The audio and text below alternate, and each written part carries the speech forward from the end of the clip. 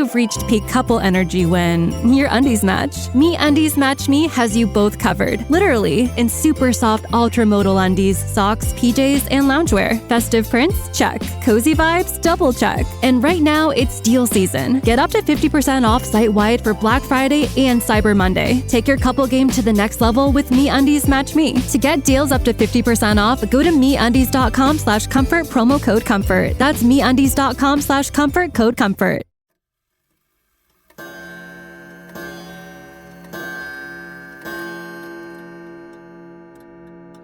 It's really cool, and I think all helpers should have that voice. I love that.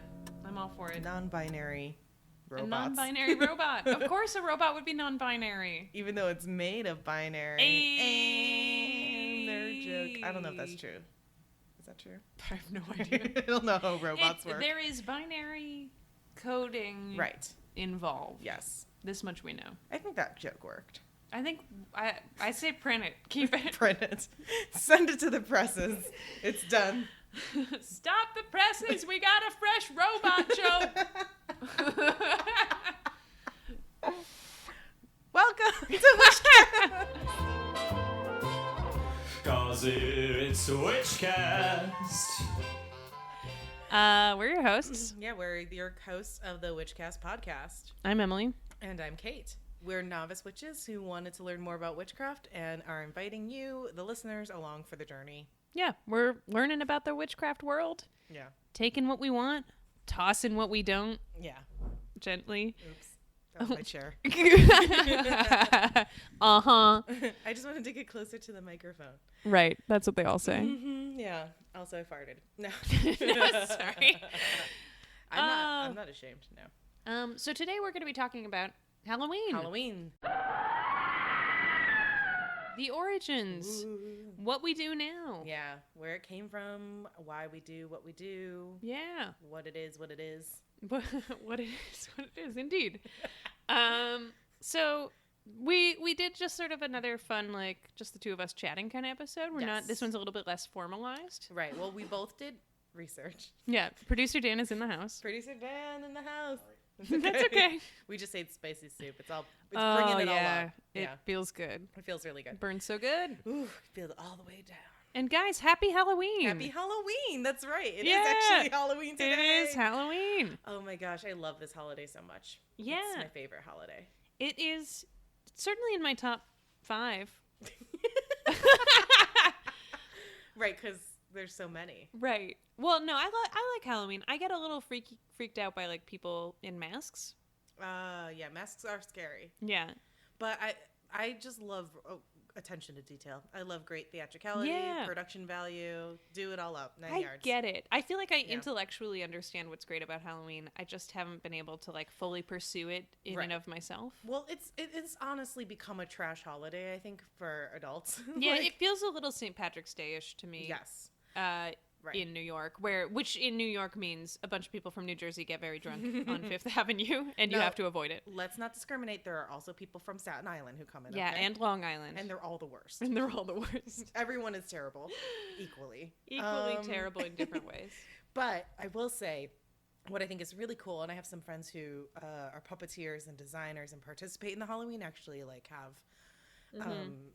groups go in with big puppets and not floats because it's not a float parade, but there's a parade here. I'm gonna pull my chair now. Nice. Excuse me. No, it was our chairs. I swear it was my chair. I can do it again. I don't know why it's not doing it now. It's my leather pants. It's my leather pants. Now that's a Halloween parade thing. That's the ethos of the Halloween parade. Absolutely. But yeah, it's huge. I highly recommend, if you've never seen the New York City Halloween parade, to go do it. It's definitely a fun thing to be in. I think it's better to be in it than watch it. Yeah, watching it kind of blows. Yeah, well, because it's so crowded. It's like because it's very crowded. It's the same thing with Pride. It's the same thing with any kind of major holiday here. It's like it's so crowded. There's just so many people. You'd rather be walking. Yeah, you might as well walk. I've done the parade a couple times with some friends, and it's a lot of fun because you're in it and you get to see everyone. You get to see all the costumes because that's what I like. Yeah. My favorite part about Halloween is seeing everyone's costumes and dressing up. Can I ask you a logistical question? Of course. Do you have to like register with No. someone to be in the parade? Can you just show be up. in the parade? Yeah, I think you just, from what I remember, you just like show up early at like the starting point, and they kind of, everyone's there and hanging out, and then you just go. There's no, it's a free for all. God bless America. It's great. It's really nice. I think it's really nice. Oh yeah, the Halloween parade is a delight. An unusual Yeah. New York classic delight. Because a lot of people go all out. You have your occasional basic bros and bitches who just throw on like ears of some sort or whatever. But then you have people who literally, it's like cosplay almost. They go, They go all in. Yeah, and that's what I appreciate. Yeah. But the tradition of dressing up actually goes all the way back to its origins, which we learned about. Yeah, in our so that's what we're going to Googling. be talking about today. I mean, among other things, but we're going Yeah. to talk about how did we get here? Right. Why do our friends put on rollerblades and glitter and angel wings and rollerblade down? That's a great costume. No, I love it. and rollerblade through the village. Right. Why do we go trick or treating? Why do we do these Why things? do we eat candy?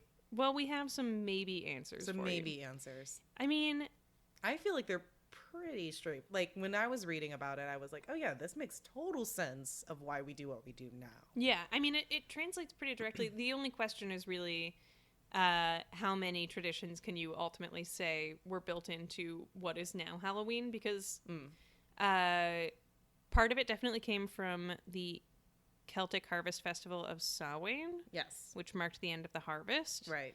And the beginning of winter. But also Mexico has the Day of the Dead. There are a lot of traditions that happen around this time of year, Right. all over the world, that have sort of a similar vibe. It makes a lot of sense though, because if you think about it, back when we were all but we farmers. But we little farmers. We were just. Oh my god, I'm gonna get kicked out of Ireland like ahead of going. Yeah. There's a word I'm looking for, but I'm the opposite of pre-approved. Pre-rejected. Yeah. But back in the olden times when we were all people of the earth, which is where we all come from, I think. Like, obviously we lived our life. Not me. I come from the sky. Ooh, fancy. With your wings and your rollerblades. Yeah, exactly. It all makes sense. And all the glitter. But we lived our life according to the seasons and the harvest. And of course, right around the time that Halloween happens, October 31st, November 1st, is when the harvest ends. Yeah, and all of our nature is like, I'm dying. Exactly. And death is, I think, a big part of that. Red leaves. Yeah, exactly. That's my impression of a tree. I love it. Red leaves. Oh, honey, let's go up to this upstate and watch all the trees die. Help me! It's so romantic. My wife.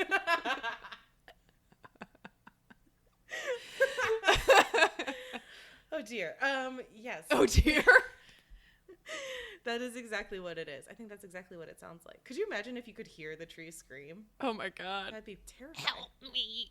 I think I told this story maybe on a previous that's podcast, horrifying. but I saw that guy drag that plant, and I think about it on a daily basis. Oh yeah. Because it was so upsetting. Yeah. This guy in the garbage district just grabbed this fern by the head and just pulled it across the sidewalk, and it felt violent. Yeah, you did. I don't know if that made it into the ultimate episode, but yeah, sounds I still think about awful it to this day. Yeah, as well you should. I didn't even know I could empathize with plants, and apparently I can. Yeah. So Samhain, Samhain, which is spelled Samhain, but Because it's pronounced nothing like is easy. Samhain Yeah. or Samhain. I always want to say Samhain. It's not that. It's not that. Just because Gaelic is like So hard. there's this. If you say like, I don't even remember what it means, but it's a very basic question. And will to, I think it's like what or like who, some dumb thing like that. I'm gonna go with what. Okay. But the will is spelt something like, but not necessarily BHFUIL. Are you serious? Yeah. Why you gotta be so difficult, Gaelic? I know. So Samhain. Samhain. Samhain, ancient Celtic festival. Right. Celebrating One of the end of the harvest. the 4 major ones that we celebrated in Irish studies at NYU. I don't know how accurate that is to regular people, but I believe it. What were the other 3 holidays? so there are 4 Gaelic seasonal festivals. So Samhain is the one that's sort of between the autumn equinox and winter solstice. Like we said, it's the end of the harvest and the beginning of winter. And then the other ones are Imbolc, Belchana, and Lunasa. So Imbolc is the one in February, I think. Yes, it's like around the 1st of February, so it's halfway between the winter solstice and the spring equinox. And then Belchina is on like around May 1st, and it's halfway between the spring equinox and the summer solstice. And then Lunasa is the summer one, so it's like August 1st, and it's between the summer solstice and autumn equinox.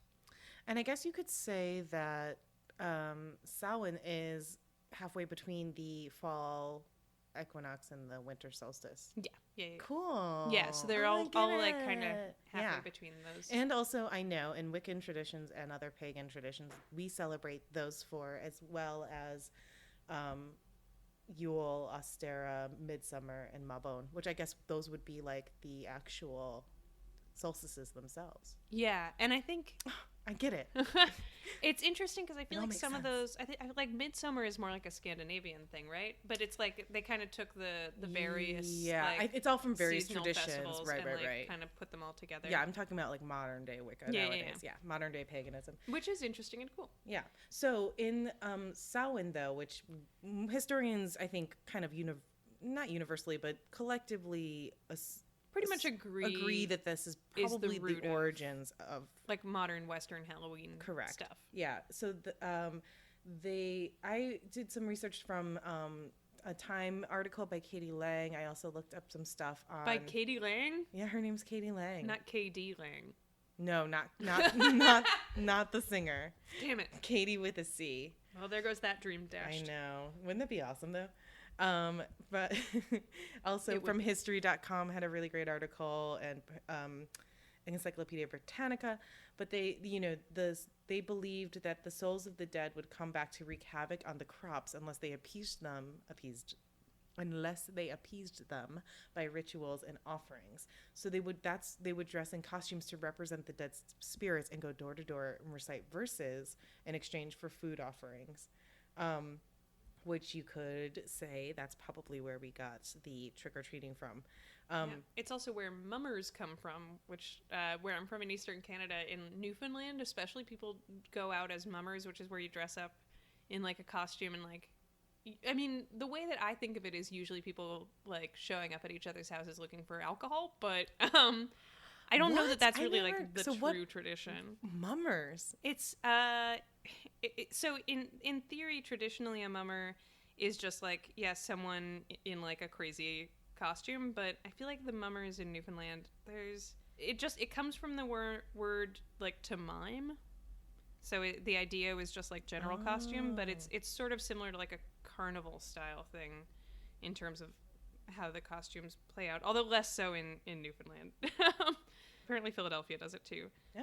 But different. I feel like I've heard of the term mummers. There's a mummers parade, or there are a couple like in the Eastern Seaboard, like in New York and Philadelphia, I guess. Oh. Although I've never seen it here, but people talk about it. It's like around Christmas, people dress up in like old clothing and cover their faces with like scarves and hoods and stuff. Oh. And then they ask, are mummers allowed in? And then they ask for alcohol. Nice. And maybe like some cake or sweets. I'm in. Yeah. So that's that probably absolutely was inspired by this. So this tradition though evolved over time. I mean, in the early Celtic traditions, from my understanding of my research, brief Googling, it was like they dressed up representing the spirits, and then once the Romans kind of came in and took over and Christianity came in, like then it became like, let's make this more about God. And the idea was to ward off spirits by dressing up and like hiding from them basically in costume. And then they'd go around and recite Bible verses instead. Oh, boo. I know. And then and ask for offerings in that sense.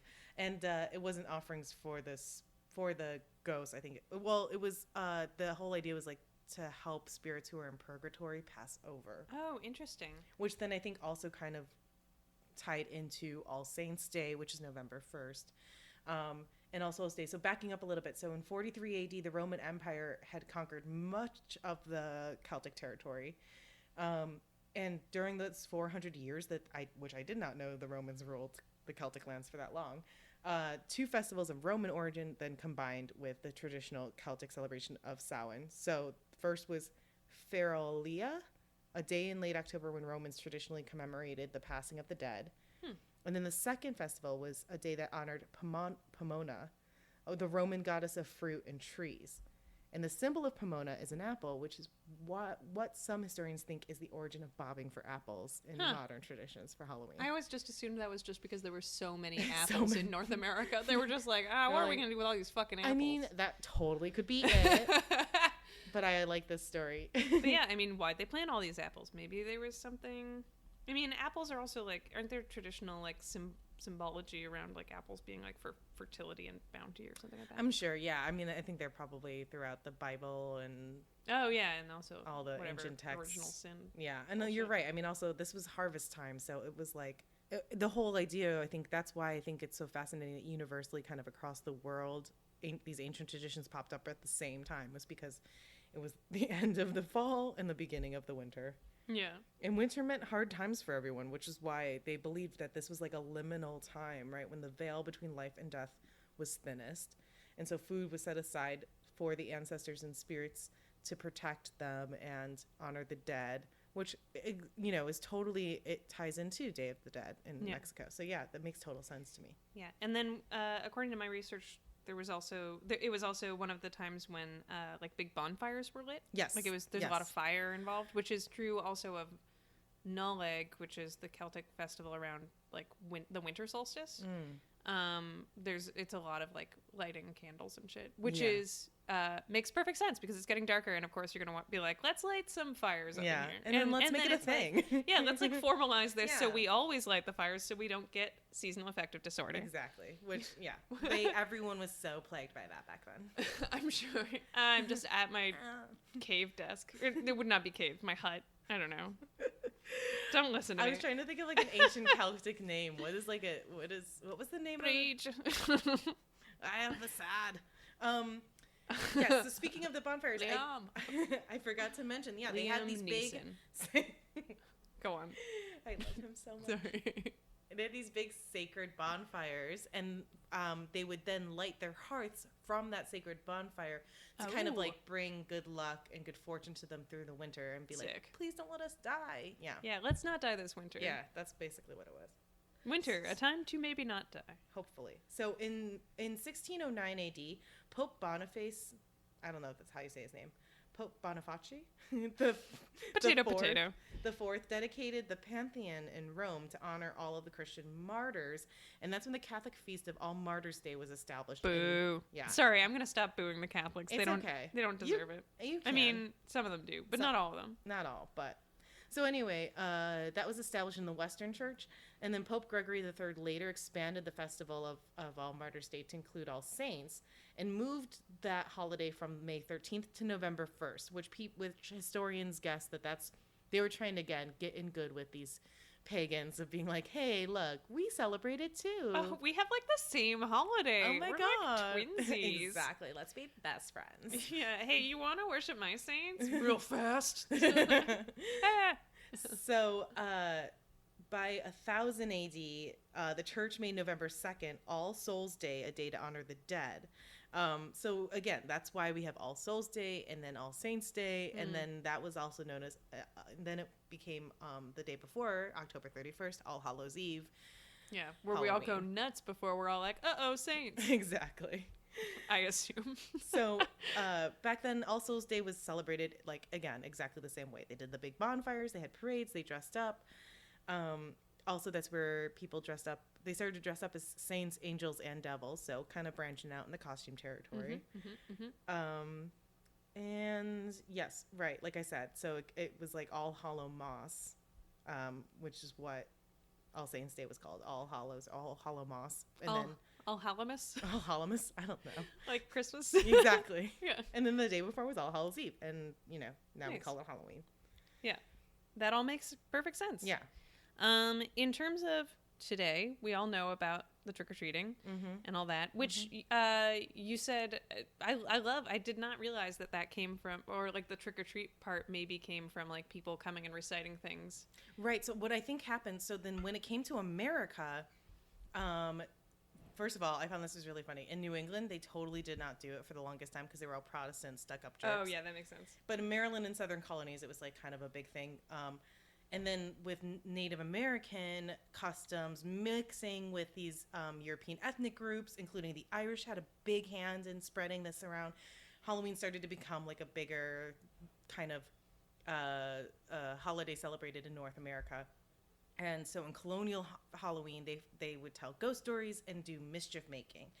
And so, again, this trickling down through generations, basically because kids were causing so much damage by all their mischief making on All Hallows Eve, towns got together and basically were like, let's throw parties and offer them candy if they come to us instead, which is where you get the trick or treat and from. then we're not going to get egg on our house for once in our goddamn lives. Exactly. There's a really, really funny drunk history episode, actually, that you should watch that's about this specific time in the early 1900s.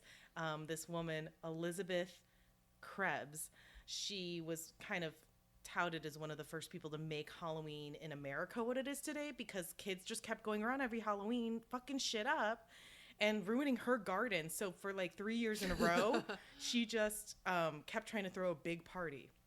And each year making it better and better to tire out the kids so that they wouldn't ruin her fucking garden. And finally, I think by the third or fourth time, she succeeded, and they didn't ruin her garden. And she the town people were like, awesome, let's just keep doing this every year. And I think that's such a nice way of handling a problem, because if I was her, I would have just kicked the shit out of those kids. Yeah. Yeah. One time when I was a kid, I rung someone's doorbell and it was a drunk person and they threw bread at me. Which Halloween? she totally could have done. Yeah, on Halloween. They threw bread at you? Yeah, yeah. What kind of bread? Like white grocery store bread in a bag. In the bag? Like they were taking slices out and throwing it at kids. What a dick. Trying to trick or treat. Yeah. Aww. Yeah. How old were you? I don't know.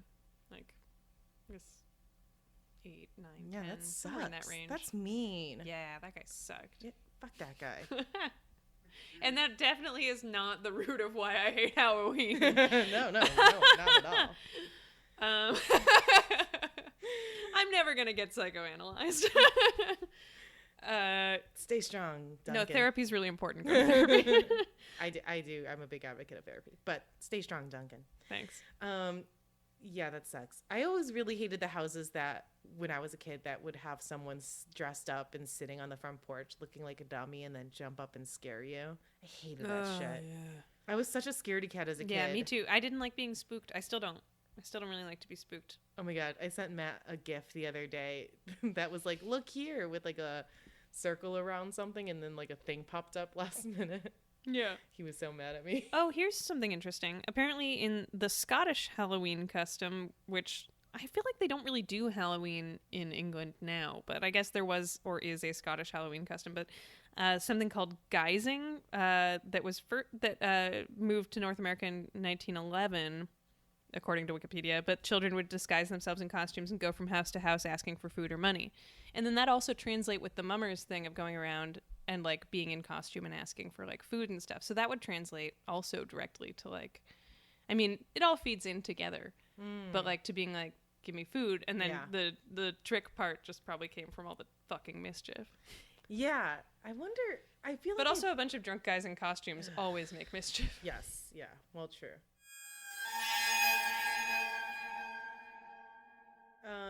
So how can you as a witch celebrate Samhain? Well, one, of course, there's Halloween. Yeah. You can go to a Halloween party. Go for it. That's fun. That's you can fun.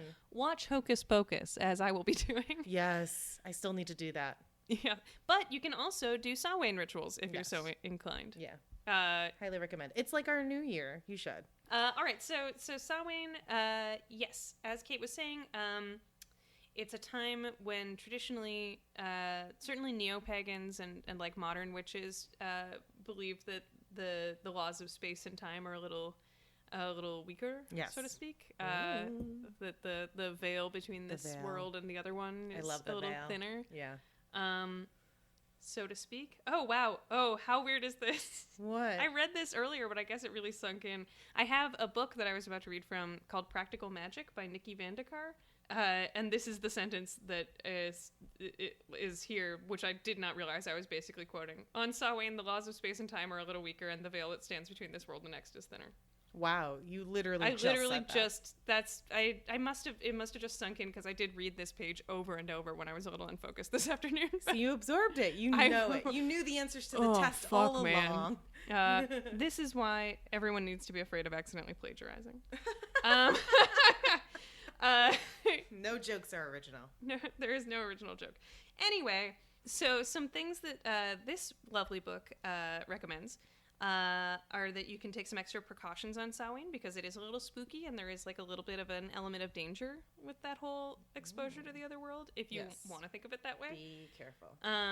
So you can carry a gree for protection, and you can leave some mandrake or hawthorn around your doors and windows, they suggest. What can you carry for protection? Now, it's a gree, and it says see page 61. Yes, so, gree. Yes, yeah. I know. You do? Well, no, but I've heard of it. It's like a bag of things. Yeah, it's like a sachet or a charm bag. We haven't covered Sachet. I say sachet, but I'm basic. So. Niche. Charm bag, spell bags, that kind of thing, where you basically you put together little things that so like you can do a protection one, but you can also do like a love one or an abundance one or whatever, and then it's a little thing that you carry around with you. Yes, isn't that like hoodoo? It may well be. Gris would be French for gray. Yeah, I'm gonna look that up real quick because it's African or Caribbean. Oh, so that makes credit sense. where it's due. Yeah, we haven't covered that fully yet. Yeah, we're getting there slowly but surely. Although I guess it could also be seen as something under hoodoo. Anyway, okay, go on. And then they say that some colors for this has like just a little like colors, stones, herbs, and that kind of thing that are like good for the season or the holiday. And so the colors it gives are black, orange, white, and silver. Yes. Stones, obsidian, jet, and hematite. Mm-hmm. And the relevant herbs are mugwort, catnip, belladonna, mandrake, and sage. And some ideas that they have: you can light a candle in your window to invite the spirits of your loved ones into your home. Yeah, I like that. Yeah, you can leave food offerings on altars and doorsteps. Mm-hmm. Bury apples alongside the road. Dress in white or as another gender to confuse spirits that may wish you harm. Okay. Interesting. Or light a bonfire. Yes, I do love a good Frenchy autumn bonfire. Yeah, they say you could write your name on a stone and throw it into the bonfire and then check on the condition of the stone in the morning, and depending on how it did or like how it turned out, you'll know something about what the coming year will be like for you. I like that. That's a fun little divinatory practice. Yeah, I mean, listen, I don't know where that came from, but I think it's a great idea. Well, you know what it reminds me of? There were definitely some traditions that never kind of passed down from early Samhain practices. There was a lot of matchmaking that actually went down that never made it to modern day. Yeah, so like women would call the millionaire matchmaker. We got a Halloween special.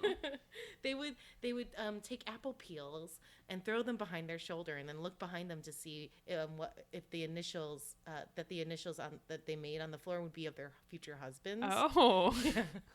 I thought you were gonna say who it hit. No. Well, and just throw an apple peels behind you and see who you can get. That's also part of it. Oh, I also forgot to mention, real quick, all the soul cakes. When Christianity came and took over the Samhain traditions, when they would go from door to door, they'd get soul cakes for trick or treating. Yum. What's a soul cake? I don't know. It's a pastry. Nice. It's like during festivals, poor citizens would beg for food, and families would give them pastries called soul cakes in return for their promise to pray for their family's dead relatives. That sounds so rude. Right, yeah. It's like, okay, you're poor. We're going to give you food, but you got to pray for us. Right. Add us to your prayers. But I also have some alternate Samhain rituals from Gaia.com. Yes, please. So they recommend a Samhain nature walk, taking a meditative walk, which I'm all about. Yes. They say to experience yourself as part of the circle of life and reflect on death and rebirth as an important part of nature. If the location you visit permits, gather some natural objects, and upon your return, use them to adorn your home. I love that. That's a good one. They also have set up a Samhain altar. Yeah. And so they have a list of things that are sort of like symbols of late fall, they call them. But like, they say if you don't have a permanent altar in place, you can easily set up a table, but you can also do this for your altar. So they say things like dried leaves and acorns, harvest food like pumpkins, squash, root vegetables. Who doesn't love a decorative gourd? Girl. Nuts, berries, dark breads, mulled cider, like just switching up your altar to be. They also say like skulls, skeletons, that kind of thing. Like switch it up a little. Why not? Yeah. And then for Samhain ceremony, I'm actually going to read this out loud, I guess. Let me tell you the other like just headers.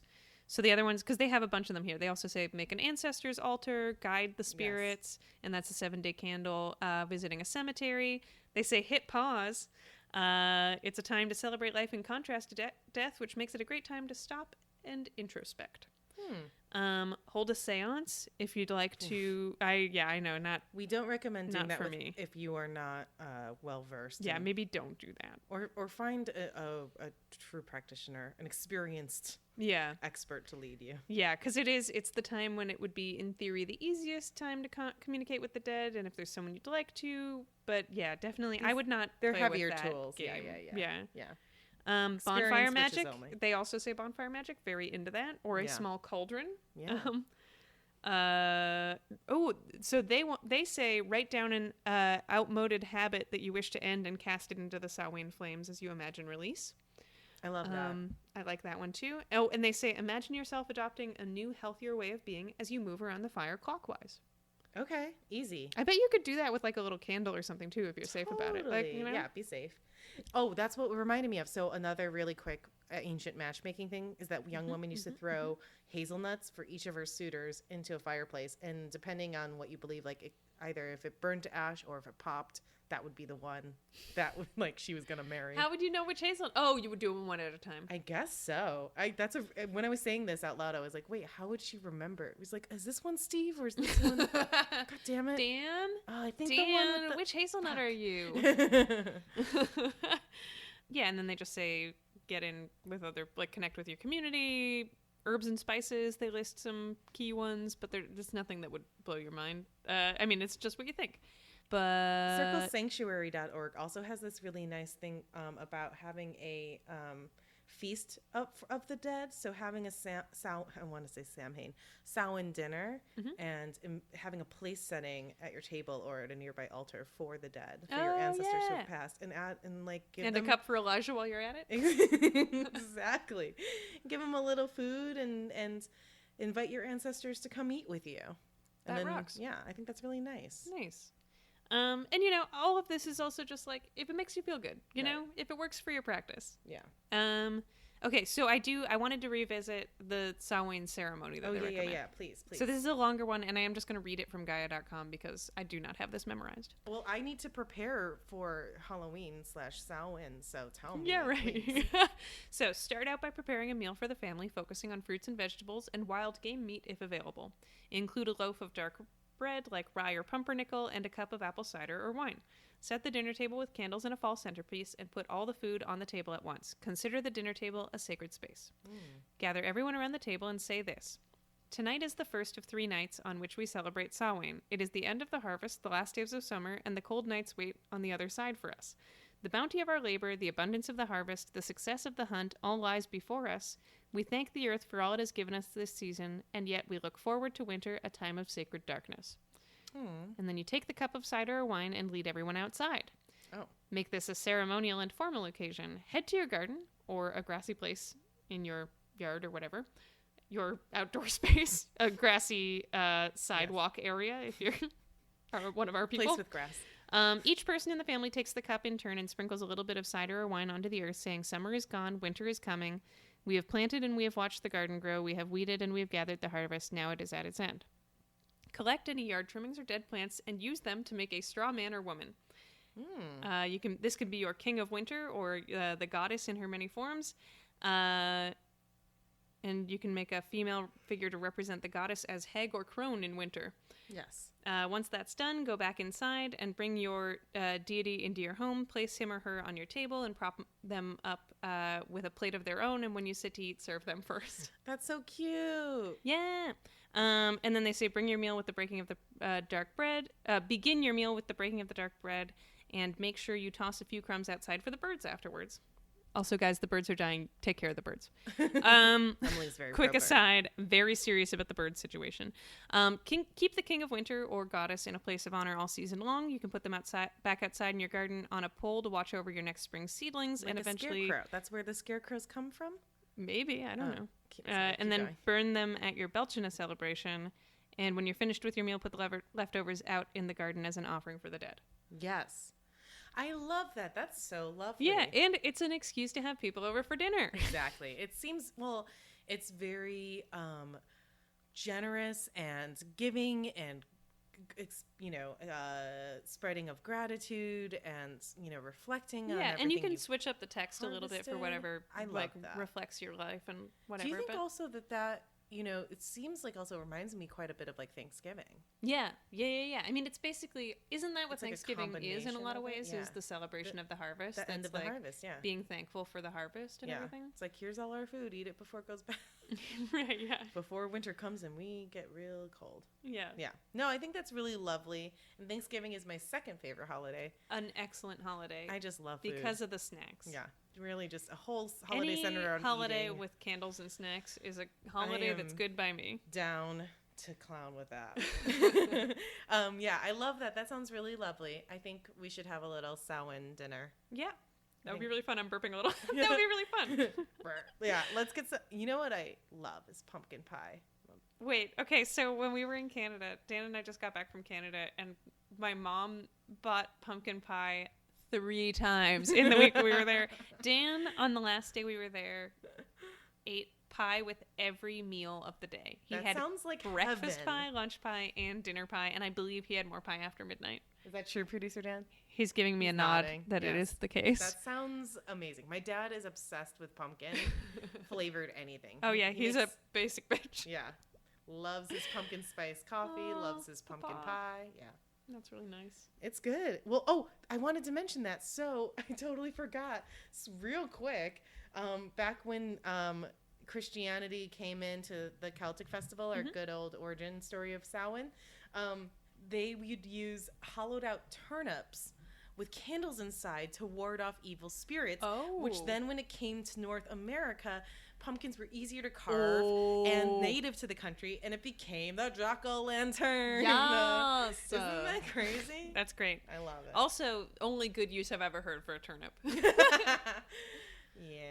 Nature's worst food. Is it? There's so many others.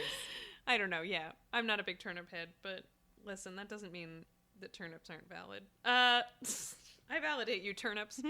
So those are some ways that you can celebrate Samhain. And Yes. again, might I recommend a marathon of Hocus Pocus Yes. over and over again. Yeah, just watch that. If you do nothing else this holiday, Listen- celebrate the greatness of Bette Midler. Yeah, listen back to our mini-sode about witchy TV shows and movies. Yeah, we have so many recommendations for and you. watch all of them. I think The Craft is also up there. You got to watch The Craft Yeah, too. and it's just about time for Nightmare Before Christmas, the only official November movie.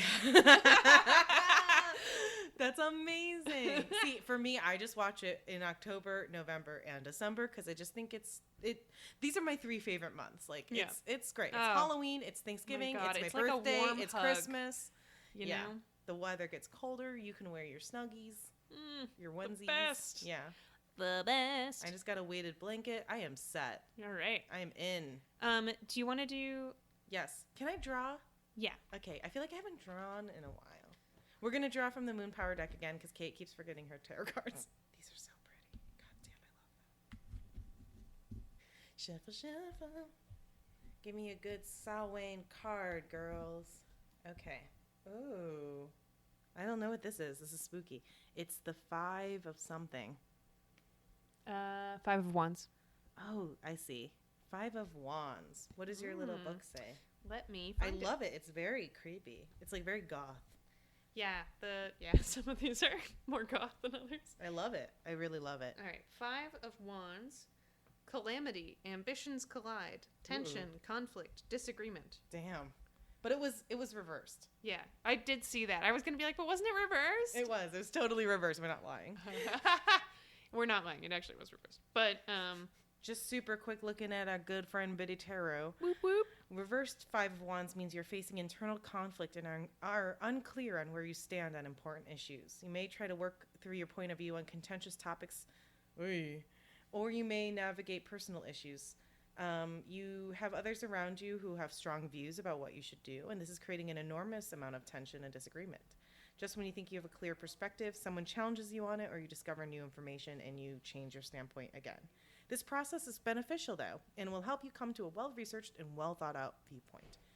Know, too, that there is no right answer, and someone will disagree with the path you choose. So find the option that sits best with you. Align your head and your heart to discover a sense of peace within yourself. Mm-hmm. So what I'm getting from this is probably someone in your life wants to go to a Halloween party tonight, even though it's Thursday. Right. And some part of you is maybe saying, I have work in the morning. Right. Maybe you're the one who wants to go to the Halloween party, even though it's Thursday. Right. I don't know. Listen, sometimes conflicts arise. Right. And sometimes you just need to get dressed up and go drinking. Or not. Or stay in. Either Sometimes way. you need to stay home with like a chai tea and a blankie. Hocus Pocus. And watch Hocus Pocus. So whichever one appeals to you in your gut and in your heart, just go with it. I think so. And There's think no wrong choice. Exactly. Just do There's what no sits right wrong with path. yourself. Exactly.